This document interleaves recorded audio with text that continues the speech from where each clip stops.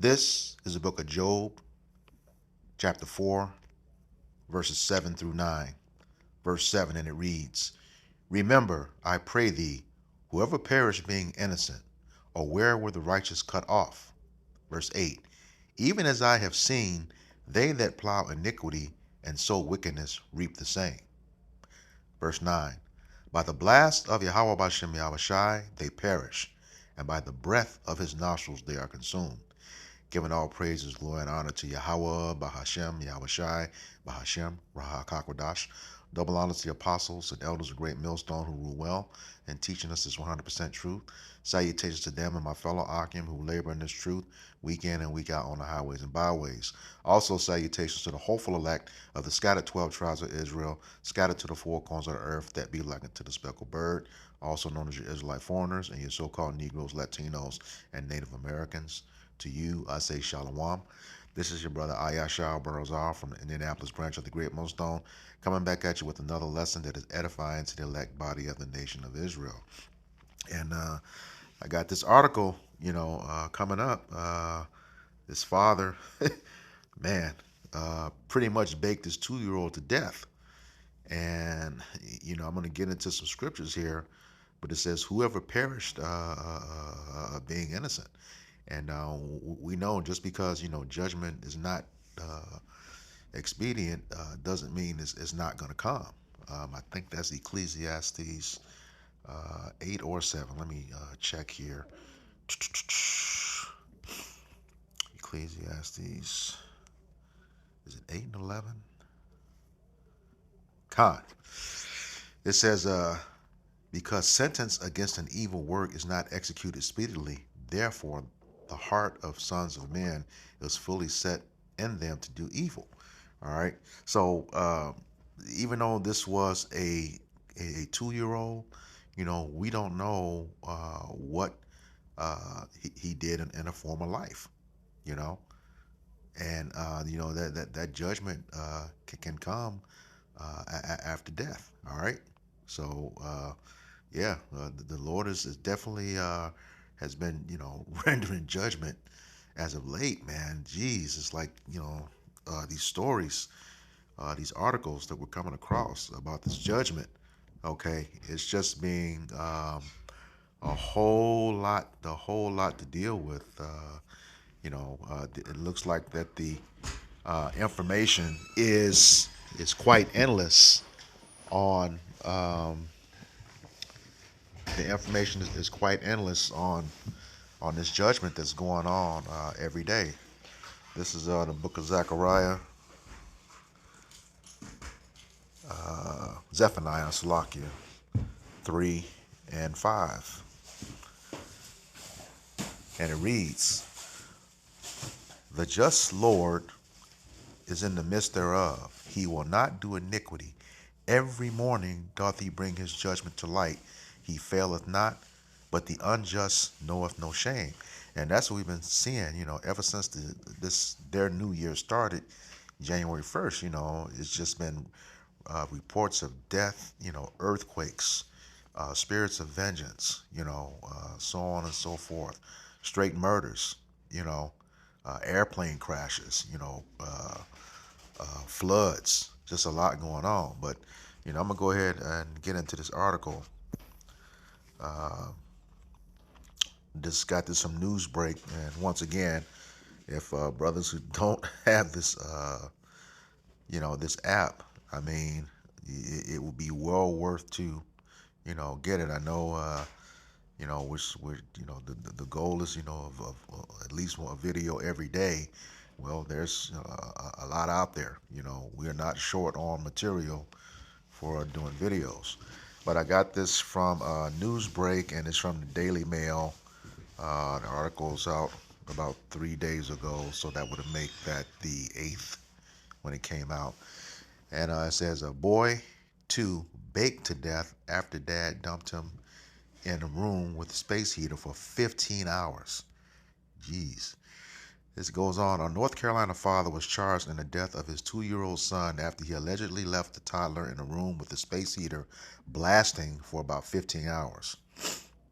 On the morning of December 2nd, 2023, Deputies with the Moore County Sheriff's Office responded to a 911 call and found River Carter dead inside a home in West End, a small town between Fayetteville and Charlotte. The boy's room was estimated, so they really didn't know how much it really was. The boy's room was estimated at over 100 degrees Fahrenheit, according to authorities on the scene. Following a review of the findings from the state's medical examiner, the sheriff's office announced it had arrested Rivers' father, Aaron Linwood Carter, on Tuesday, more than a year after the boy's death. Wow. They are not in trouble as other men, as you're going to see. This kid is an apparent Edomite. Okay, it says investigators determined that River had been isolated in a room for more than 12 hours and had been exposed to elevated temperatures from a space heater prior to his death being reported, a statement from the sheriff's office said. The official cause of death for River was listed as hypernatremic dehydration due to environmental heat exposure, the medical examiner found. Two documents prepared by the medical examiner explained that Carter, 27, put River to bed about 3 p.m. because he had the sniffles and a possible low-grade fever. Carter checked on his son at 5 p.m. and then turned off the central air in the house and put on space heaters in each room to save power. And it's my understanding those things pull a lot more power, but he turned off the air. Okay. Um, that makes no sense. If you were air conditioning the room, that means it was already hot. I'm just trying to use some common sense here. It's already hot, and then you put space heaters in the room. They could be using central air in general, but central heating. You have central heating and central air. So when they, man, this is interesting. Okay, Carter and River's mother, Katie Ann Gilliam, told police he thought he heard River moving around at 6 a.m. the next morning, over 12 hours later, but didn't check on him, the report said. About hours after that, someone in the house called 911. When law enforcement entered, the fan and the space heater were not on, but the room temperature was noted to be extremely hot, estimated over 100 degrees, the medical examiner's final report stated. Carter couldn't tell police what setting he had the space heater on during the night, according to the report. And this is interesting. If they should have known, when they found the body, you know, uh, the investigators, that doesn't make sense. If he hadn't been in the room, they should have still been at the same setting. But that's just me. Says investigators observed that a fan placed near the heater was warped, presumably because of its proximity to the heat. Dag. So if it did that to the fan, you know what it did to that fragile 2-year-old body. Okay. Says the medical examiner concluded that River likely died as a result of dehydration related to a high temperature in the room where he was sleeping. Overall, it is exceedingly concerning that River was left alone for 15 hours while sick and in an enclosed hot environment, the report continued. On the one hand, there is no evidence that he was placed in this injurious environment with the active intent to harm him. Okay. Carter, 27, has been charged with 1 count of felony involuntary manslaughter and 1 count of felony child abuse inflicting serious bodily injury in connection with his son's death. Rivers' mother was not charged. She arrived home from work at 11:30 p.m. the night before the boy was found dead, according to the police. So there's no record of the, mother checking in on this kid. Nobody checked in on him. And this is a photograph of him. River Lynn Carter died at 2 years old in December of 2023. Police said he was left in a room with a space heater on for about 12 hours. Yeah, he got cooked. Okay. Says Carter is being held at the Moore County Detention Center under $500,000 bond. Carter is set to appear in court on Thursday. Rivers' obituary said the boy, born on July 16, 2021, leaves behind his sister and parents. River loved life and all the people he enjoyed. Salakia. River loved life and all people. Well, yeah. Okay. Uh, I'll stop there. Well, no, I'll keep going. It says, River loved life and all people. He enjoyed making people smile and giving hugs. The obituary read.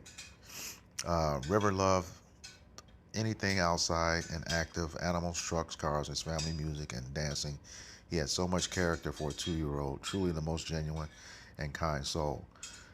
The delay in charging Carter came as a result of police waiting for the autopsy results from the North Carolina Office of the Chief Medical Examiner, which investigates all deaths in the state. Yeah, that was a while. Says Major Eric Galloway with the Moore County Sheriff's Office told DailyMail.com that deputies met with the medical examiner and received the autopsy on Tuesday. Carter was arrested and charged the same day. As soon as we got confirmation of the cause of death, we arrested him, Galloway said.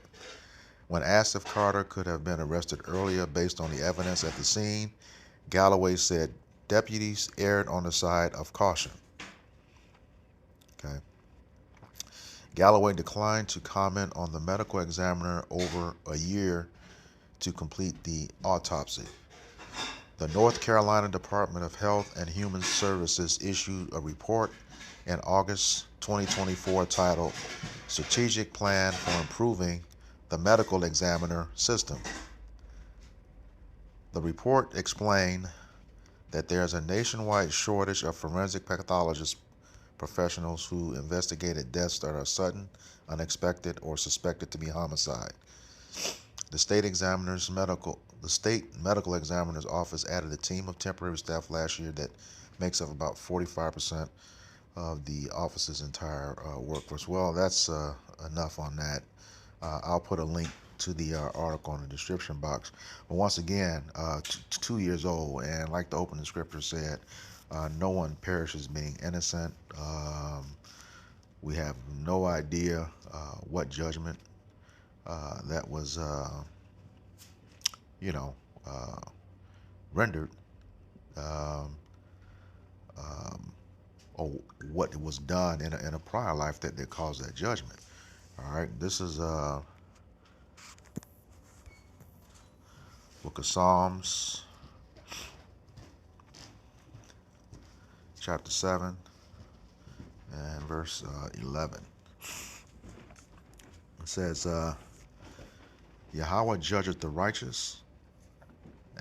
Yahweh Bashem Yahushai judgeth the righteous, and Yahweh Bashem Yahushai is angry with the wicked every day.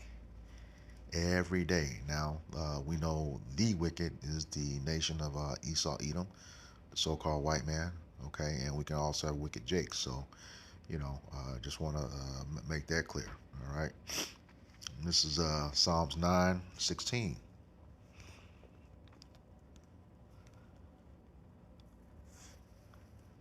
And it reads, Yahweh Bashem Yahushai is known by the judgment which he executed. The wicked is snared in the work of his own hands. All right, and like I said, like I read in Ecclesiastes 8 and 11, it's not always expedient, but it will come. That judgment will tarry, and we know that. This is Second Ezra,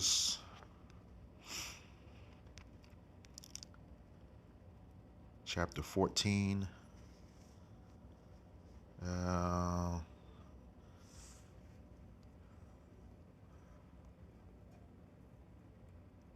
And verse 35. And it reads, For after death shall the judgment come, when we shall live again. All right, so that's just telling you, that's showing you right there. Reincarnation, okay? You may not get the judgment in that current life, but you can be judged in the next one. Okay? And it says, and then shall the names of the righteous be manifest, and the works of the ungodly shall be declared. All right? So point blank, period. It was a 2-year-old, but once again, we don't know what happened in that life before. But that was uh,